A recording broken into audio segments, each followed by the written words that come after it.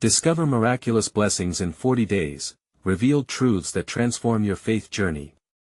In the 3rd year of Jehoiakim, as the people journeyed through the wilderness of Sinai, the echoes of their liberation from Pharaoh's mighty grasp still resonated in their hearts. The air was dry, and the sun's relentless glare bore down upon them as they faced the stark reality of their new existence. With every step, their excitement morphed into longing, and soon their cries of freedom transformed into complaints. "We sat by the flesh pots of Egypt, and we did eat bread to the full," they lamented, recounting the leeks and onions of their former lives as though they were rich treasures lost to the sands of time. Moses stood amidst the throng of discontent, his heart heavy. Each word of dissatisfaction met him like a dagger, piercing the hope he had witnessed at the Red Sea. With deep urgency, he lifted his hands toward the heavens and cried, "O Lord, why have you brought this people to a land of thirst? Shall they perish under the sun's harsh glare? What shall I say unto them?" His voice trembled, reflecting the struggle between divine mandate and human frailty. In that moment of despair, the voice of God broke through like a clarion call, imbued with the authority of the Creator. "I will rain bread from heaven for you," he promised, instructing Moses to collect manna and quail, divine provisions for the people's sustenance. The next morning, as the dawn broke over the arid skyline, the angels of heaven unfurled a potent miracle. The ground was covered in fine white flakes, a gift from heaven, like frost upon the earth. Curiously, the Israelites gathered at the sight of the scattered manna, bewildered and questioning, "What is this?" Moses, reassuring amidst the chaos, reminded them, "This is the bread the Lord has given you to eat."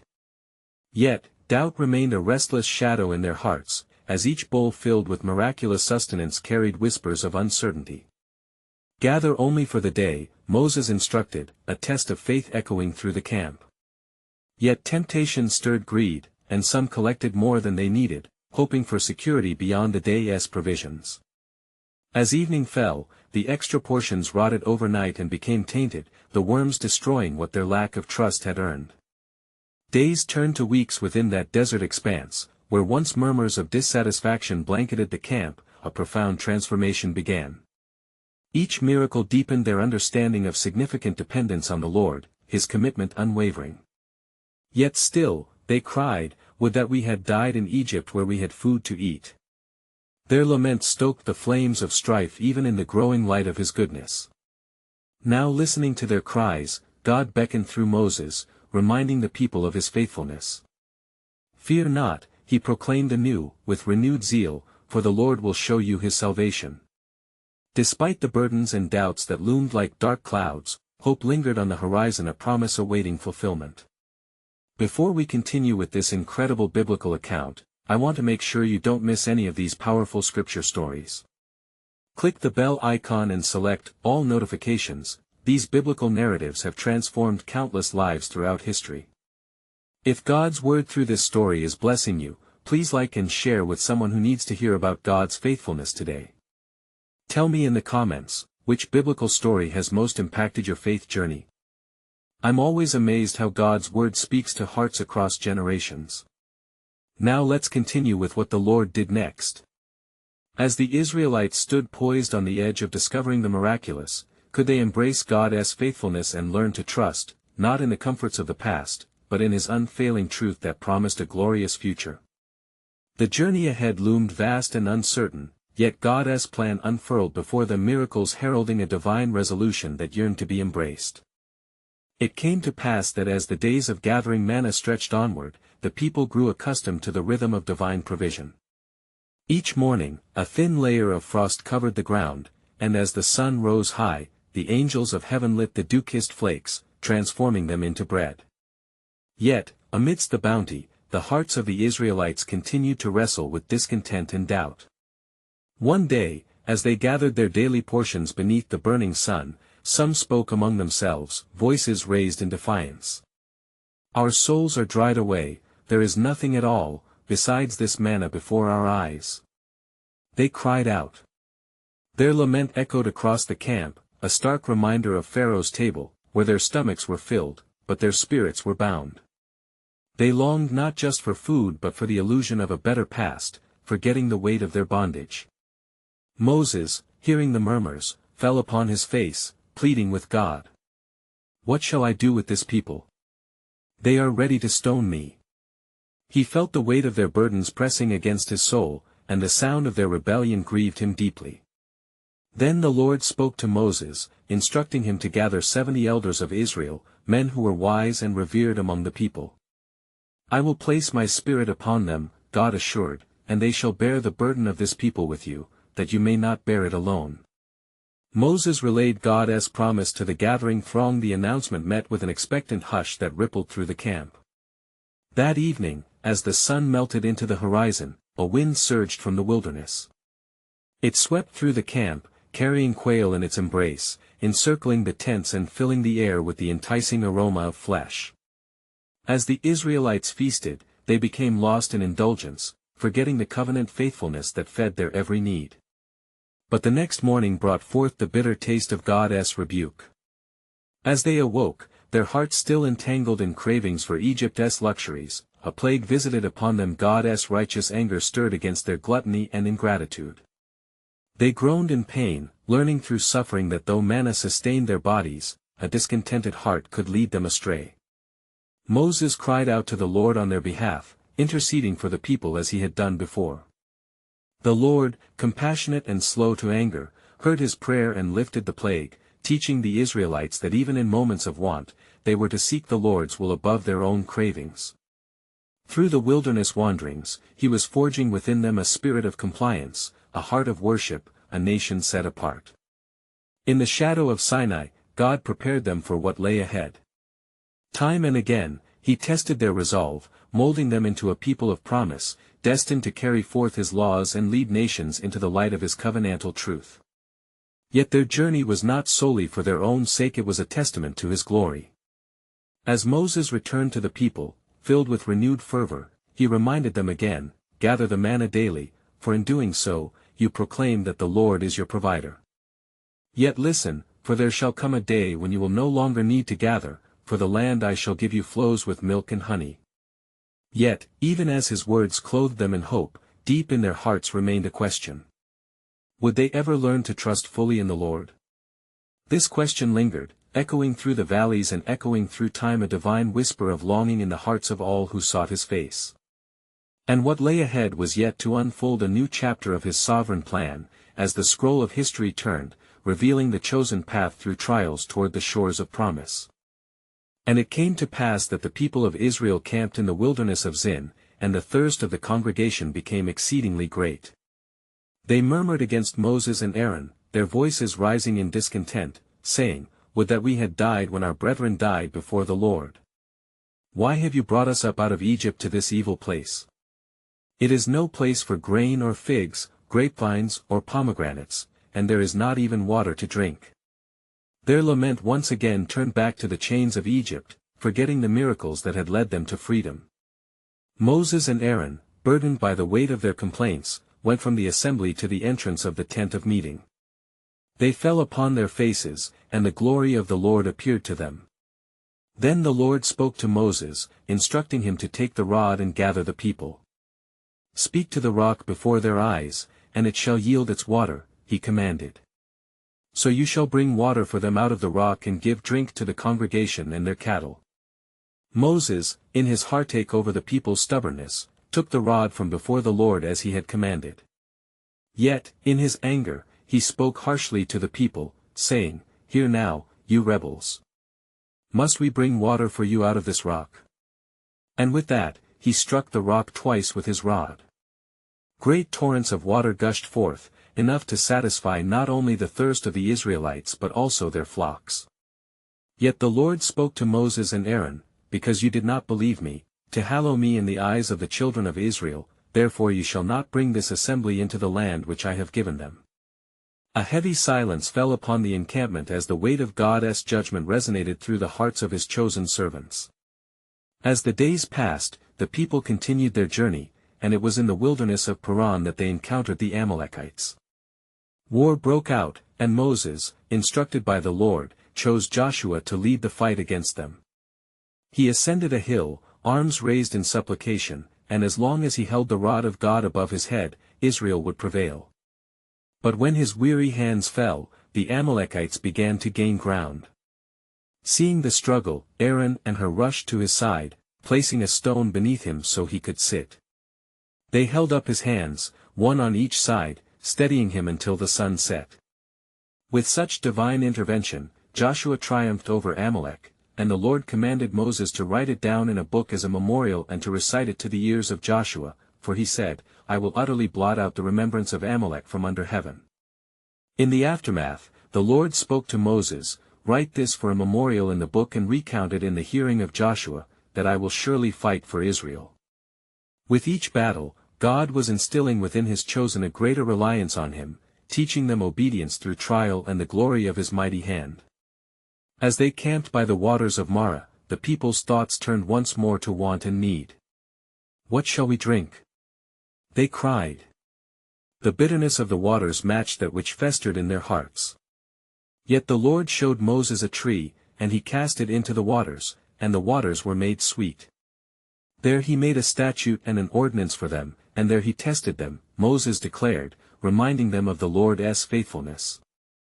If you will diligently heed the voice of the Lord your God, and do what is right in his sight, give ear to his commandments and keep all his statutes, I will put none of the diseases on you which I have brought on the Egyptians. For I am the Lord who heals you. Thus, the stirrings of their hearts were challenged once more. Would they trust in the Lord, whose mighty hand led them from bondage? Each day shaped their destiny, each miracle drew them closer. And so, the journey continued, a sacred pilgrimage toward promise, laden with lessons of faith. What awaited them over the next horizon? The echo of God's purpose reverberated in the hearts of the wandering children of Israel, preparing them for a great revelation yet to unfold, as the path to divine promise beckoned closer. And it came to pass that the children of Israel journeyed through the wilderness, and they encamped in the wilderness of Sin, which is between Elim and Sinai. As they wandered, their hearts became restless, and their spirits weary, and many began to speak against Moses and Aaron once more. Would to God we had died by the hand of the Lord in the land of Egypt, when we sat by the flesh pots, and when we did eat bread to the full. For you have brought us forth into this wilderness to kill this whole assembly with hunger, they lamented. Then the Lord said to Moses, Behold, I will rain bread from heaven for you, and the people shall go out and gather a day's portion every day, that I may test them, whether they will walk in my law or not. Moses then spoke to the people, saying, At evening you shall know that the Lord has brought you out from the land of Egypt, and in the morning you shall see the glory of the Lord, for he hears your murmurings against him. And it came to pass the next morning, the sky was filled with dew. And when the dew had evaporated, behold, upon the face of the wilderness lay a small round substance, as fine as frost on the ground. It was the heavenly sustenance, the bread of heaven, and the people saw it and said to one another, What is it? For they knew not what it was. Moses said to them, This is the bread which the Lord has given you to eat. Gather of it every man according to his eating, an omer for every person, according to the number of your persons. And the children of Israel did so, they gathered, some more, some less.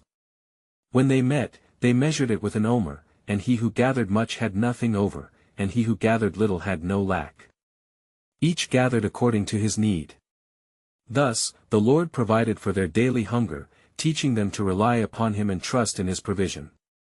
But the Lord commanded that on the 6th day, they should prepare that which they bring in, and it would be twice as much as they gathered daily. Yet some of the people went out on the 7th day to gather, and they found none. The Lord said to Moses, How long will you refuse to keep my commandments and my laws? See, for the Lord has given you the Sabbath, therefore he gives you on the 6th day the bread of 2 days. And Moses reminded the people, Let no man go out of his place on the 7th day. So the people rested on the 7th day, and the manna was their food for 40 years until they entered a land inhabited, until they came to the borders of the land of Canaan, fulfilling the promise of sustenance and strength provided by the Lord. Moreover, the Lord instructed Moses to take an omer of manna and put it in a jar, and place it before the testimony, that it may be kept for generations, as a witness to the miraculous provision of God. As they continued their journey, God was shaping a nation, nurturing a covenant in their hearts, teaching them the path of trust and obedience. What further wonders would the Lord unfold? The foundations of their faith would be tested, but the answers lay beyond the horizon, where the land flowing with milk and honey waited for his chosen people. Yet, hidden in their journey was a greater revelation, a divine purpose waiting to be unveiled. Would they remain steadfast, ready to embrace all that the Lord had prepared for them? And it came to pass that the children of Israel continued their journey, led by the cloud by day and the fire by night. As they moved deeper into the wilderness, their confidence waned, and the whisperings of discontent arose yet again, like a locust swarm upon the land. Why do we tread this desolate path? They cried out. Where is the promised land? Will the Lord sustain us even here? Their voices echoed in the barren landscape, stirring the heart of Moses, for he bore the burden of their cries. And the Lord spoke to Moses, saying, Gather the elders of Israel, for I will reveal to you a sign that I am with you. Stand before the people, and let them know that I will provide water for them.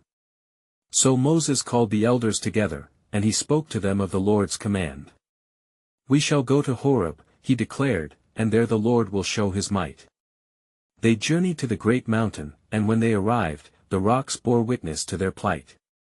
The people thirsted, and murmured against Moses, saying, Is it because there are no graves in Egypt that you have brought us to die here? Give us water, that we may drink, lest we perish in this wilderness. Moses turned to the Lord, What shall I do to this people? They are ready to stone me with their despair. And the Lord replied, Take your staff, and gather the elders of Israel. Go to the rock at Horeb, and strike the rock with the staff that I have given you. Water shall flow from it, and the people shall drink. Moses obeyed, gathering the elders and bringing them to the rock. He lifted the staff, and with a mighty blow, he struck the rock.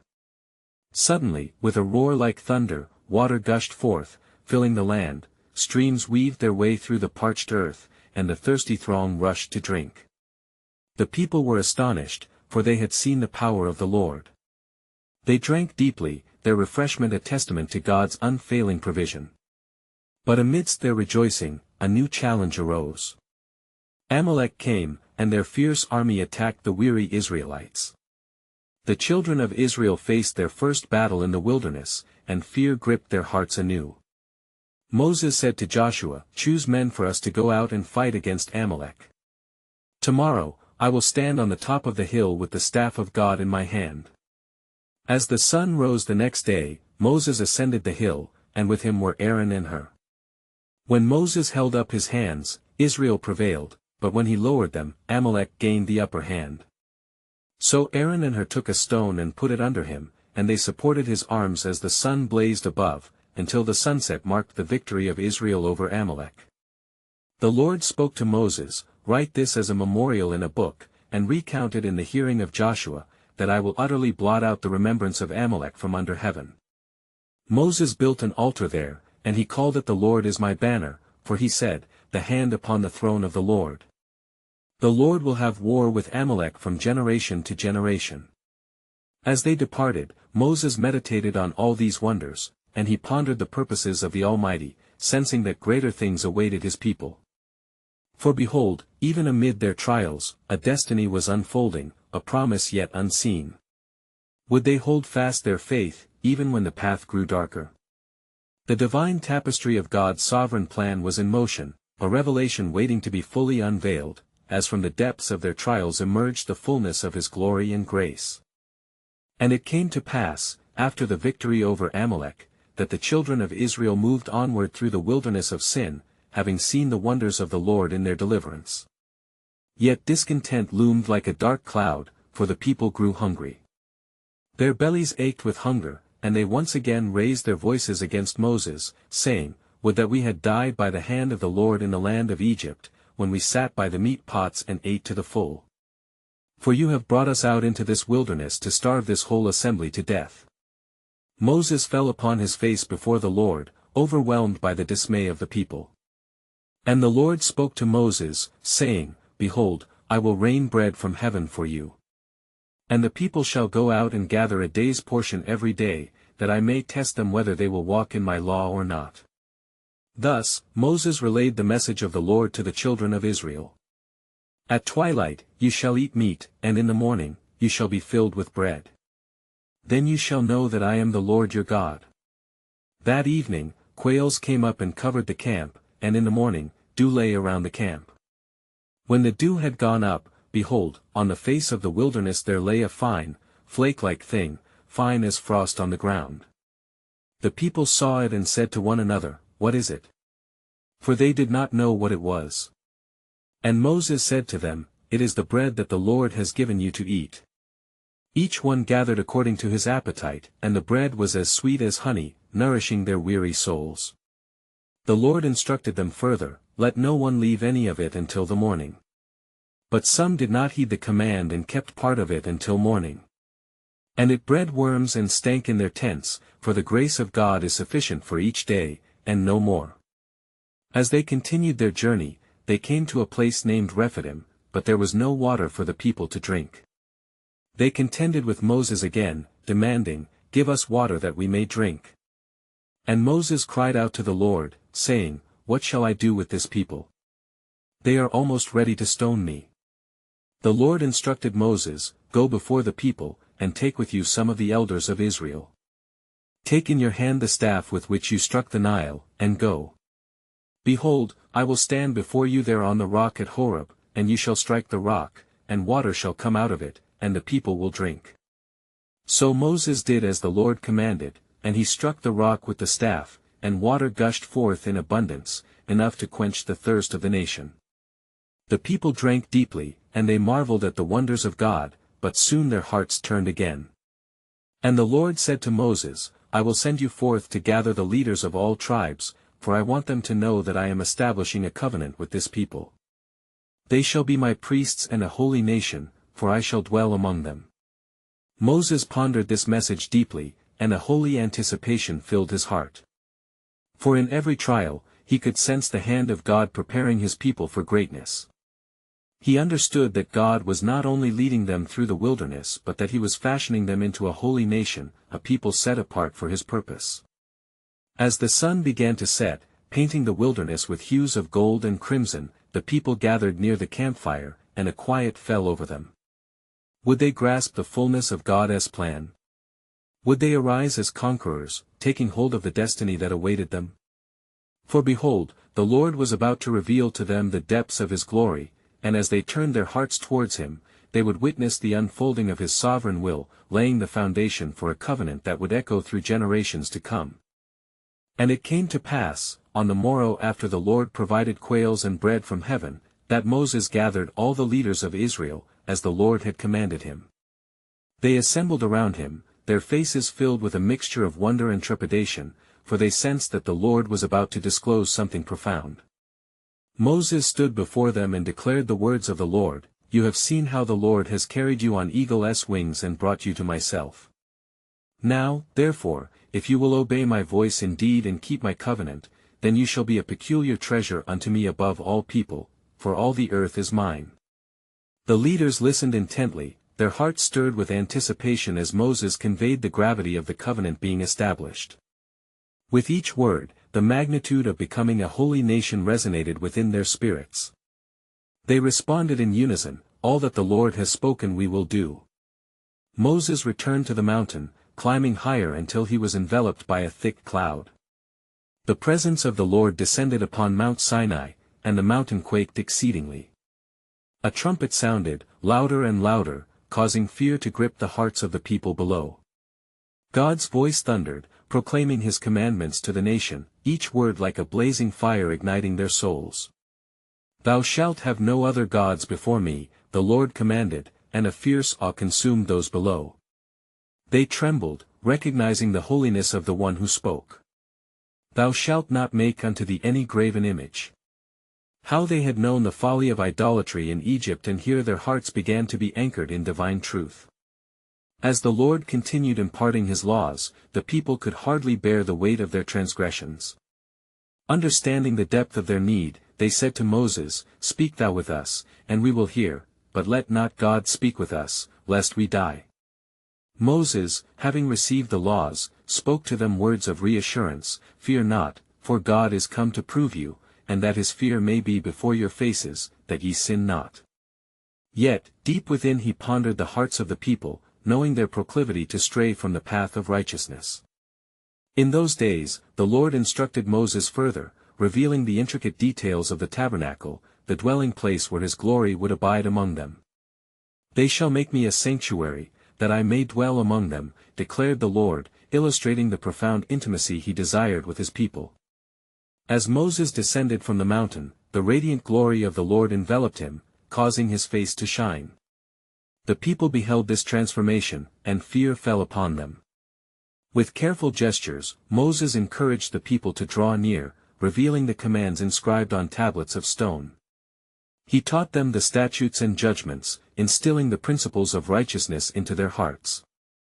Night fell upon the camp, and a solemn stillness ensued, magnifying the newfound covenant. Yet uncertainty loomed among the people, for soon they would face trials testing their faith and the strength of their commitment to the Lord. Would they remain steadfast, or would they falter in their resolve? As morning dawned, the Lord spoke once more, saying to Moses, "Come up unto me into the mount, and be there, and I will give thee tables of stone, and a law, and commandments which I have written, that thou mayest teach them."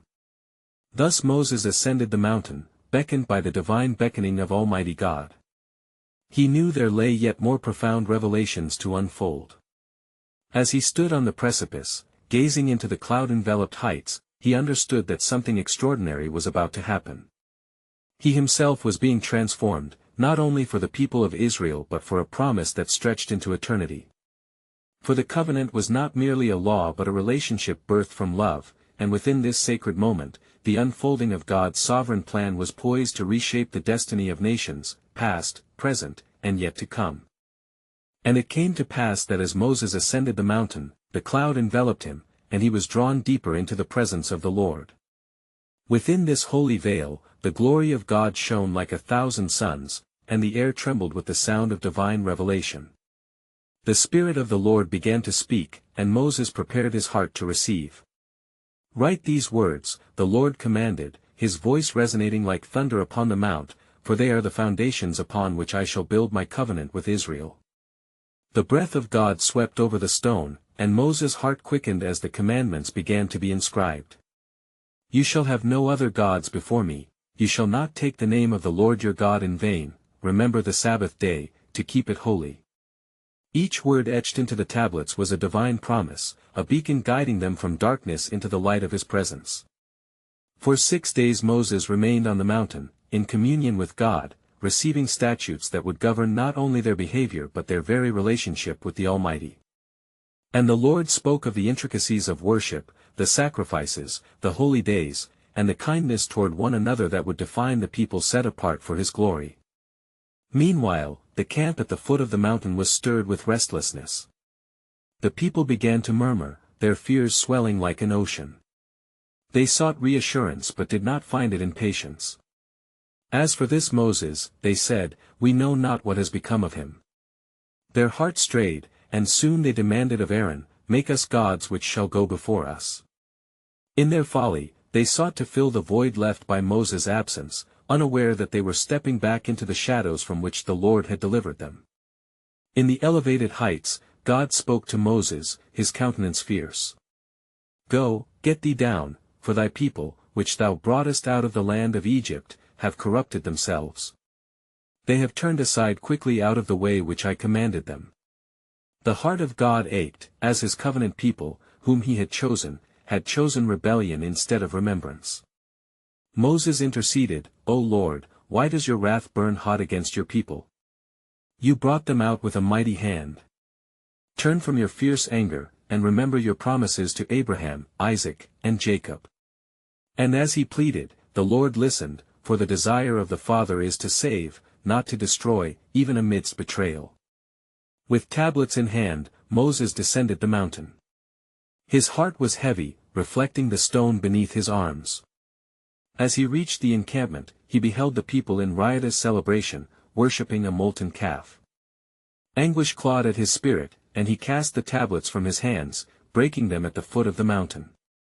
The sound of the shattering echoed like a lament through the air. "Stop!" he cried out. "Those who are for the Lord, come unto me. The Levites gathered, and he commanded them to follow through with judgment against the unfaithfulness of their brethren. 3,000 souls fell that day, marking the weight of idolatry and its swift consequences. Yet amid the chaos, the Lord spoke again to Moses, promising renewal. "I will establish my covenant with you again, for I am a compassionate God. Yet, let my people remember my mercies and walk in my ways." Thus Moses ascended the mountain a second time, prepared to receive the words of everlasting life once more. For God's calling was not merely for a moment but for generations, a hope that would stretch beyond the sands of time. As he stood in the shadow of the Almighty, Moses understood. The breaking of the tablets was not the end but the beginning of a deeper understanding of grace. For in the void of failure, God's mercy would reveal the depth of his love, as they crossed into a covenant that transcended the law, merging justice with boundless grace, unveiling the profound mystery of redemption yet to be fulfilled. "And the Lord spoke unto Moses, saying, Hew thee 2 tablets of stone like unto the first, and I will write upon these tablets the words that were in the first tablets, which thou breakest." With heart renewed and spirit steadfast, Moses ascended the mountain once more, drawn by the call of the Almighty. The glory of God enveloped him once again, and he remained there with the Lord for 40 days and 40 nights, neither eating bread nor drinking water. In that sacred communion, God revealed his nature to Moses, proclaiming, the Lord God, merciful and gracious, long-suffering, and abundant in goodness and truth." The words echoed like a melody of hope, affirming the covenantal love that the Lord had for his people. Moses fell on his face, adoring the Creator, and entreated, "If I have found grace in your sight, O Lord, let my Lord, I pray thee, go among us, for it is a stiff-necked people, and pardon our iniquity and our sin, and take us for thy inheritance." The Lord replied, "Behold, I make a covenant, before all thy people I will do marvels, such as have not been done in all the earth, nor in any nation, and all the people among which thou art shall see the work of the Lord, for it is a terrible thing that I will do with thee." Moses' heart soared with anticipation as the Almighty unveiled his sovereign plan for Israel, revealing that his presence would guide them through uncharted wilderness. "Observe thou that which I command thee this day," God continued, establishing the statutes and commands for the people's conduct. "You shall drive out the inhabitants of the land before you, and every place that the sole of your foot shall tread upon shall be yours." The promise resounded, filling Moses with the assurance of victory and the blessing of the land flowing with milk and honey. With the tablets fashioned anew, Moses inscribed the commandments once more, remembering the importance of fidelity to the true God. "You shall not make any molten gods," he wrote, echoing the words of his previous encounter. The weight of those stones was not merely physical, it embodied the heartbeat of the covenant, a lifeline tethering the people to the Lord. When Moses descended the mountain, his face shone with a radiant light, a manifestation of being in the presence of God. The people, seeing that his face shone, were afraid to come nigh him. Yet, he called them, and they drew near. "This is the commandment of the Lord," he declared, recounting all that he had received. The hearts of the people stirred as they heard the voice of God through Moses. They pledged themselves to keep his commandments, longing to be a people set apart to show the world the splendor of the Lord's salvation. In that moment, a covenant was reforged in their midst, filled with the memories of failures past but illuminated by the hope of future grace. Yet even as the people rejoiced, the Lord spoke to Moses again, foretelling of their wandering hearts that would test his patience and mercy. He said, "I will send an angel before thee, and I will drive out the Canaanites, but be ye aware lest you provoke him, for my name is in him." This was a solemn promise but bore the weight of caution. And so, Moses stood before the people, a bridge between heaven and earth, a reminder that God's covenant was alive yet fragile in their hands. Unseen, a deeper mystery stirred within the promises of the Lord, whispering of redemption far beyond their current understanding. How would this covenant of grace weave into the tapestry of his sovereign plan? As Moses turned to the people, the calm before the storm was palpable, and a new chapter in their journey awaited, calling them to faithfulness, while the depths of the Lord's purpose lingered, waiting patiently to unfold. What marvelous blessings were yet to be revealed in their midst, a testament to his unyielding love. The echoes of their future awaited, veiled in the divine mystery of God's ultimate plan. And so it came to pass, the children of Israel continued onward, their hearts both hopeful and hesitant. In the vastness of the wilderness, the Lord molded them into a people prepared to inherit the promises laid before them. And as they journeyed towards the land flowing with milk and honey, they encountered the lessons yet to be learned, even in trials and tribulations. The Lord commanded Moses to prepare the people for another divine revelation. "Consecrate yourselves, for tomorrow I will reveal my glory," he instructed. The people gathered with anticipation, their hearts pounding in unity. As the sun rose upon the horizon, a thick cloud enveloped the mountaintop, and thunder shook the ground beneath their feet. The presence of the Almighty descended as a consuming fire, igniting the air with the holiness of His majesty. In that sacred moment, the Lord declared His covenant anew, affirming His everlasting love for Israel. "You are my treasured possession, a kingdom of priests, and a holy nation." The words resonated in the hearts of the people, rejuvenating their spirits with the knowledge that they were set apart for a purpose far greater than themselves. With trembling hearts, the Israelites responded with one voice, declaring, "All that the Lord has spoken we will do." Their commitment, though fortified by fear, was a promise to embrace a covenant of obedience.